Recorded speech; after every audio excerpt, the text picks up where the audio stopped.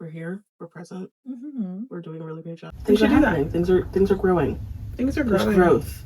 There's growth. There's growth.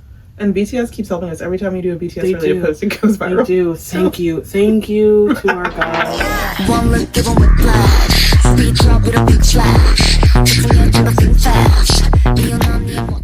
Yay! We did it!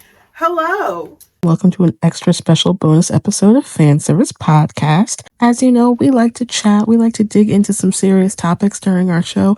And sometimes we get a little off the rails when we do. Obviously, with that being said, there will be no serves of the week at the end of this episode, but please enjoy our little off the rails extra tangent talk, and we'll see you again in a couple weeks. All right? Enjoy. Hello. And welcome.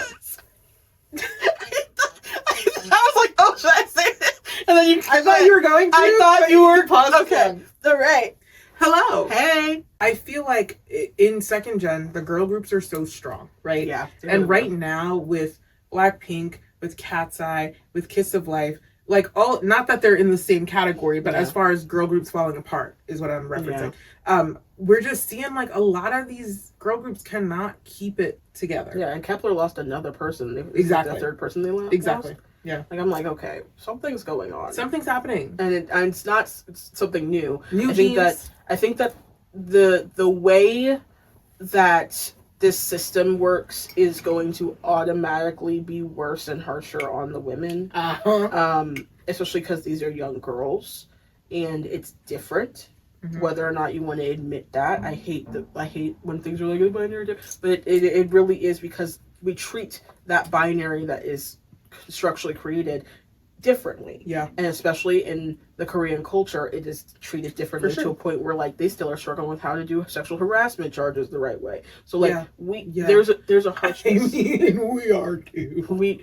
We are too. I shared something today on our Instagram story about Korean feminist leaders, and maybe we can link some of the names and stuff in the bio of this. Mm-hmm. But I feel like it's interesting to watch, and this might be a little different topic wise, but it's interesting to watch a country that is more homogenous in their feminist struggle than like the American part of feminism, because it is a twofer, right? Because there's the whole umbrella of feminism, and then there is inclusive feminism, right? Which is Black women, which is trans women, which is everybody who usually is leading these charges and these laws being made and then gets left behind.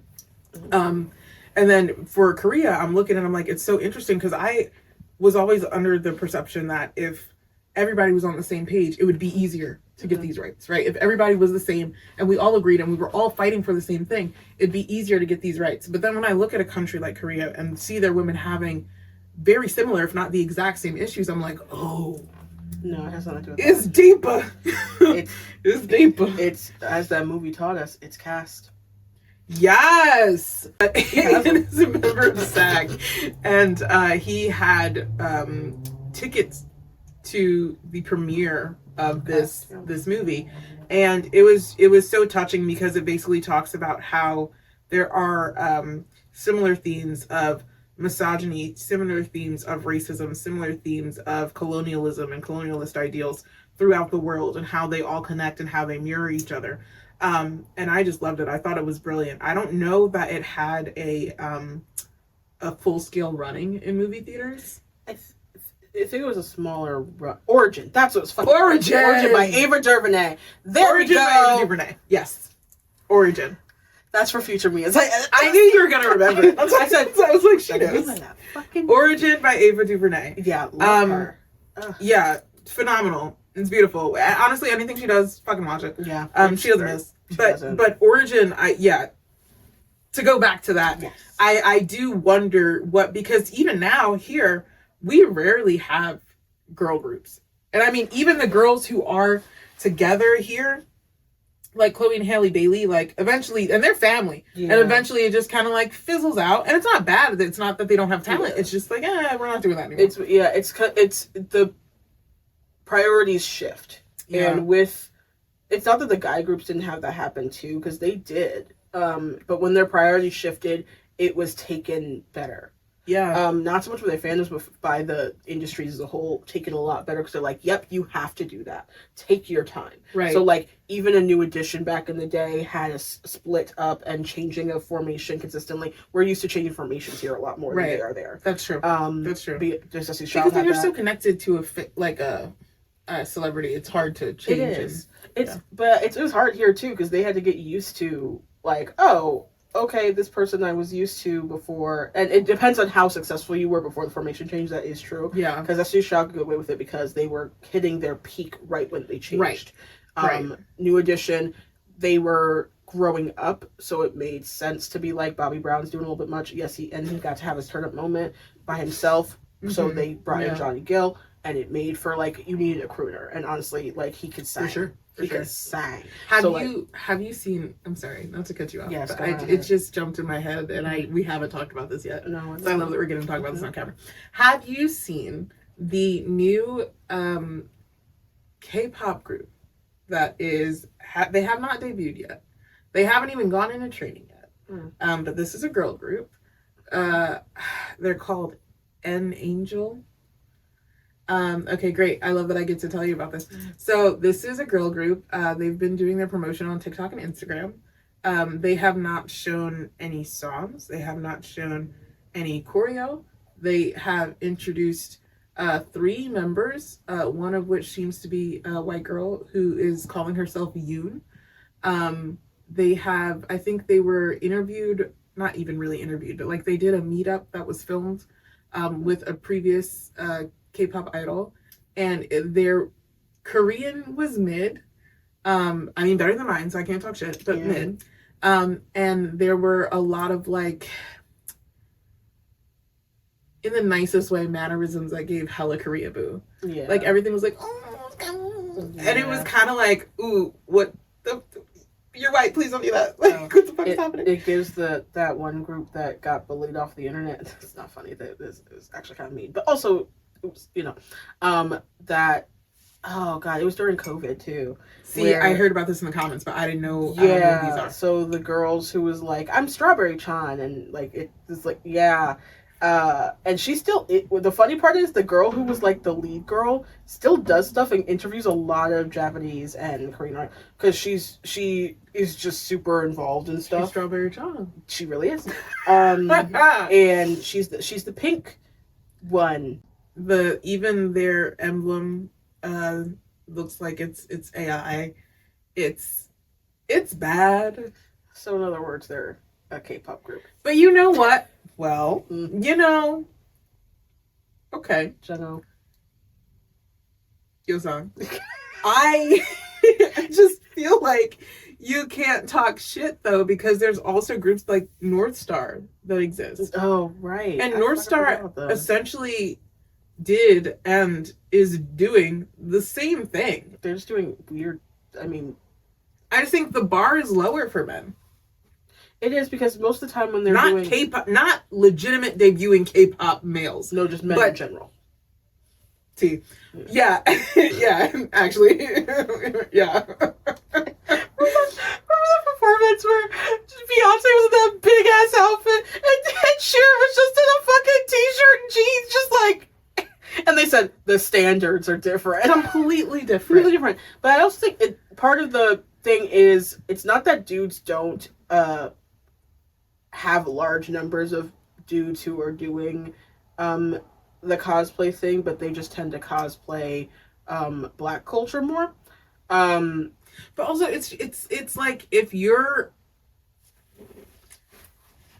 okay, get in the train, stay with me. This is a good car. Where's this train going? It feels like we don't know yet, but you're gonna get there. It feels like in the K-pop community, if a male presenting person is attractive, they can literally get away with fucking anything.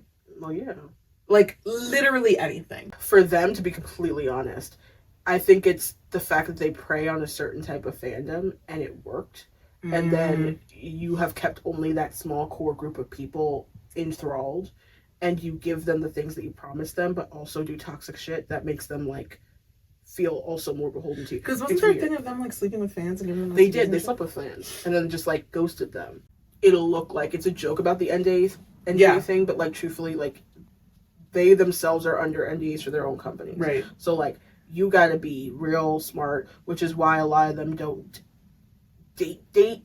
They'll do, I guess, what we do as young people, as what we call dating, which is like you just go out and like it's casual, like it's not very serious. And it's just because it makes it easier to not have anything happen, and easier because you can't quote unquote trust people. So unfortunately, they are not. It is sad, but also like it goes both ways. Can you trust the idols too? So you just it's a safer situation to be like, I'm just gonna be in and out. Like outside of everybody in BTS, what idols would you sign an NDA for? Truthfully, I would sign an NDA for most, it's it's the truth. Partially because I'm exactly the reason as to why I need to sign an NDA. No, it's the truth. It's the truth. Keep it in. As if I'm not the one editing it. No, I think I have piqued interest. So I'm never gonna say anything about it until the NDA is up. But I'm gonna have different time clocks and things for when that NDA is up, so I can be like, hey. But not to tell all your business, to speak on the fact that I'm like, hey, I have a lot of sympathy and empathy for this person because, like, during our time together, this was said, and that was really sad to me. Not you leaking the pillow talk. Not like the full. I'm not gonna say exactly who it was. I'm gonna sit there and be like, if I care enough, bitches online know. Oh, and they finna find the fuck and that's out. What they do. That's what they do. I never said a goddamn thing. I never said who it was, what street they lived on. No, don't give location. I'm not giving, but that's my point. I'm not giving no information. They ain't gonna know. They ain't following me. So I'm gonna be like, yeah, you have no idea who I'm speaking about. Even though, yes, I am talking to everybody about how it was Kim Jong-un. I would, truthfully, I would sign an NDA before, only on the distinction that this has gotten to a certain point in our interaction. Okay. Interesting. I would not just automatically do one from the beginning, because I'd be like, oh, okay, well then I'm just not going to interact with you to be safe for both of us then. That's fine. I'd rather you feel safe and it's fine and I don't have to do that. Because if it's not going to go anywhere or not be anything, then I don't need to do that. Right. And then if it's like you do want to go somewhere, if it's just casual, okay, as long as we figured that out and I'm cool on my side, then I will probably sign it. So I don't even really know how this works. So do they have to sign NDAs if they're dating another K-pop idol? I'm pretty sure they technically do. They maybe don't, because you both are kind of have the same secret, and that's why sometimes when they come out with a rumor, the companies have to be like, hold on, we gotta check, because we don't actually know. He said, hold on, we gotta call them. Yeah, they're like, hold on. Are y'all dating? Hey, Jungkook, real fucking quick. No, it's interesting, because now that, when you mentioned Jungkook, I thought about it, and I'm like, I don't feel, and I could just be on the wrong side of the internet, but I don't feel like I see as many female idol lives go viral and be like as important as the male idol live. They tend to talk so much less because they're always so heavily aware of what they're saying. Yes. Yeah. And so there comes a hard, that's what I mean by there being a different standard and understanding, because the women are constantly under the understanding that it takes two things, not even, it takes like me having a nail out of place for everyone to come at my neck. Throat. Yeah. And for the dudes, they can have that happen, but they seem to not care as much. Well, and I would have agreed with that until like literally last week when they were throwing a fucking fit about San sweating after dancing. What? They did. But you see how that was taken down by the channel that did it. Which is also fucking crazy. Which is crazy. See, that's why I'm frustrated, because I really love Cat's Eye, or loved. Yeah. I'm going to say loved. Yeah. You know? Because this is a little too messy for me. And I loved the idols individually. I'm not necessarily a huge fan of their music, you know? It's a bit too... I think I'm too aged for it. I think I'm just a little too old for the sound, honestly. But I do like them, but I feel like they would always go on live or in their interviews say exactly what the fuck they wanted to say. Yeah. To an extent, but as much as you can as K-pop idols. Yeah. And I really like that, and I really respected that about them. And I think for being a new global group, that's an awesome thing, you know. And I wanted to see more of that. So seeing them not be able to be as fruitful and successful and together and whatever that means for them right now is very frustrating as a fan to watch. Yeah, and more so that has been interesting because it also now opens up the conversation about how, because they're made, and whether they were in the K-pop model or not, a lot of these artists, these whether you're in a group or you're an artist in the American music industry, there are contracts put in place so that when things happen, there's only so much that you are quote unquote allowed to speak on when there's like conversations being had. So like when there's something like a possible negotiation or a possible whatever, there's like a hush hush. And truthfully, what has been interesting is with the Cat's Eye thing, yes, they've been putting out like every now and then like a quick little TikTok, but that's to keep not to keep appearances, it's more so to keep there being something in circulation happening. But everyone's kind of been radio silent. Yeah. And that's where I'm like, okay, so that's scary. It's something when you get else that from K-pop group, that's scary. but also it doesn't always tend to happen, because usually if there's one thing happening with one person, everyone else will just be like, and we're still doing everything. Yeah. So that's what tells me, I'm like, okay, so everyone's aware of something going on. Yeah. Let's have this conversation. Let's do what we need to do. They would be really, really, really stupid to actually actively push her out. Right. Do I think that she gets treated differently? Yes. Do I think that the way that you support your artists should be better? Yes. I think the same way about every single industry that puts people of color within it. We've seen it in real time currently with current events. We've seen it with Bridgerton, all that shit. They need to protect. There's a way that people who are not surrounded by their own people, when you're in spaces like that, how you do not get protected the same way. And then when you point it out, people seem confused because they're like, well, we are doing it. And I said, no. You making a comment because your one actor is getting called all these terrible things because they're bigger is different than someone making a lot of vitriolic based comments about the fact that y'all are dark skinned people and they find that to be really unattractive, or they find it to be an issue that the character is a lesbian, not because they're against them being with another woman, but because they're like, why does the black girl have to be so masculine? And you're like, that's crazy because she's literally the most feminized person in the entire show, in my opinion, but whatever. Like, it's interesting, like interesting conversations. Yeah, I mean, it's the same thing in musical theater. I remember one time I was going out for a show and I was reading reviews of the theater, and it was out in the Midwest somewhere, and they said, listen, like the theater pays well, but if you're black, you're gonna have issues. And it went on to say basically that it says they provide stockings and character shoes for you, but they provide stockings and character shoes that are only in what would be considered like a peachy nude for a white person, and if you're black, you have to buy your own. And if you don't have your own, you get kicked out of the show and you don't get your check. And I was like, oh, that's very interesting. And it's just little things that people don't really take into consideration. It's a big deal. And if you think you're trying to be inclusive and make a space for artists of color, then you have to own up to what that actually means to do. Yeah. Because even our makeup's different. And they only just now are starting to learn. Our makeup's different. Our hair's different. You can't make it too orange or too pink. And you're like, yeah, because it looks weird on people. It looks stupid. Like, but we still do need makeup, because there was a time in the film industry they did not put makeup on black people because they believed that they didn't need it because there's no reason for it. And I said, that's interesting. Isn't it great? I'll be honest, I don't know what this episode is going to be called. This was just getting us in the mood. Do me whatever. I'm going to do me regardless. Exactly. What they going to say? What the fuck they going to say? Say what you want in the comments. I dare you. I dare you. I was about to say, if you said say what you want in the comments, I'm like, not you just... I dare you. I dare you. J Park, I just think he's such an interesting case study because because there's something there. Something is rotten in the state of Denmark. It is, but something is rotten where it's like that's a great example of someone I would sign an NDA for, so I could get the tea. I want the tea because I need to know what the fuck is wrong with you. Because I'm gonna be like, what is wrong with you? Because what is it? Because I know it's purposeful, and I just want to know. I want to have the conversation. It's one of those people where you're like, are you intentionally a troll? I think it's You're so off topic. No, I think this is for the cut episode part. Okay.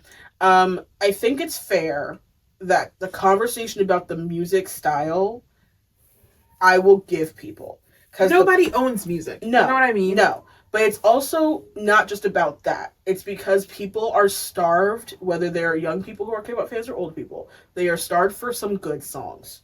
Because the songs currently that have been pushed out by a lot of these groups, especially the newer ones, are either repetitive, sound very alike, sound very, like, yes, they give the K-pop shit, but, like, they don't... Like, are we allowed to talk about that, though? Because I feel like a big thing about being a K-pop fan is that no one wants to talk about the fact that there are some fucking flops. There's some fucking flops. If you are delusional enough to say every song that your fave group has ever put out is so good, I'm sorry, you're fucking crazy. No. That's not possible. It's not possible for almost any artist. Like, it's just not. But also, I think that a majority of people have been speaking as a generalization. They won't say it's their groups, right, but they'll speak as a generalization to say that the songs currently are not hitting, which is why they are not having, like, in speaking on second gen, currently, you are not having a G. You are not having a Ring Ding Dong. No. You are not having a Monster. You are not having even like I Need You. You're not having those right now. You're having, like, moments, and part of it's because our whole system's changed. Everything's very TikTok and very like fast paced. We're in an AI era, so everything is very like quick. You have to just take the moment as it comes. But what that means is that the moments are very fleeting. So when you're thinking about even at the end of year moments and you're going, okay, here are the end of year nominees for songs, you start going, okay, I guess it's gonna go to that, even though that was not their best song at all. But like that's like so they were the bigger group this year, so they're gonna win for this, even though I wouldn't really get, like, no offense, aespa, like what? I like know where you're going with this. Exactly. Like, okay, like all right, like I guess we're gonna give it to aespa. Do that. It's tough because right now we're in a place where a lot of the songs that are popular and a lot of the songs that are gaining global popularity are not as bubbly. No, I might say no. We're in a tough time around the world, harsh. but especially here in America. And I feel like everybody wants to do their tough song, like they're not like us, you know. Yeah, and it's hard because you have to do that in a Korean way. You can't do a rap song and just expect everybody to be like, yeah, they're not like you, and you're a young Korean adult rapping. Like, it just doesn't, because everything became trendy, inarticulate and inauthentic. Whereas before it was just inauthentic, but it still gave vibes, and so you just kind of would be like, all right, if I don't vibe with it, fuck it, and if you did, okay, great. Like it depended on the crew, because the fact of the matter is, like, certain people it worked for back then, other people nope.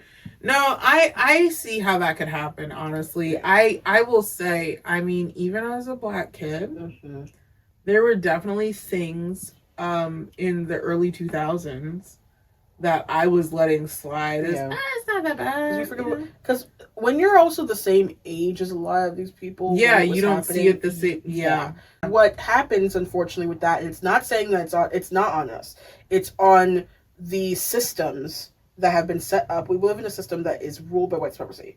And a lot of the times, whether or not we want to admit it, there is a not comfortability, because you're used to it, you don't pay attention. And then finally, when there's enough silence to look further, you'll be like, wait a minute. Oh, right, because I was a kid, so that's different. But, like, there were all these adults who still to this day do the same exact thing consistently. There's a book, I forget what it's called, I can find it later, but they talk about the warning of just nice white people.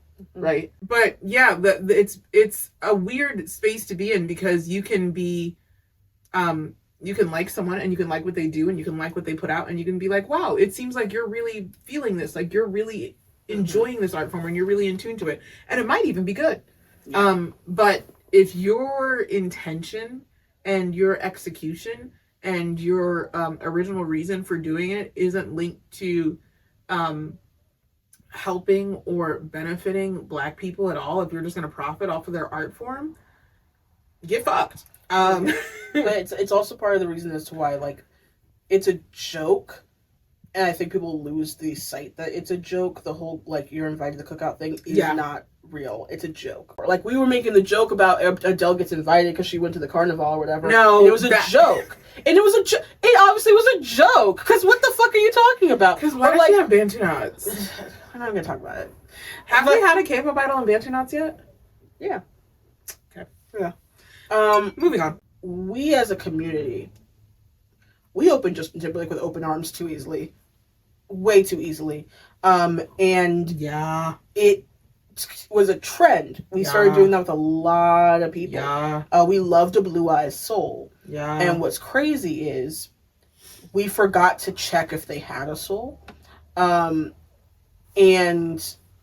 that came to me just now, and I felt really proud That's about a writer, bitch. That's a motherfucking writer in the studio. You heard? Soon, you'll see it soon. Because also, it's always very telling that when there is no true love given to you as a people, one thing that is true is that they give so much of a fuck about being gassed up by you, though, because it gives them so much validation, which is so interesting. Because why are you getting validation from me when you don't respect me? Yes, that's literally how I feel about Jay Park. Yeah. Why do you love getting validation from these other Black rappers and basketball players and all this kind of stuff? The co-signing from predominantly Black men, because that's usually the only place in which they feel harder validation. And that has to do with misogyny, but whether or not they want to admit it or not. I don't think that they are naturally...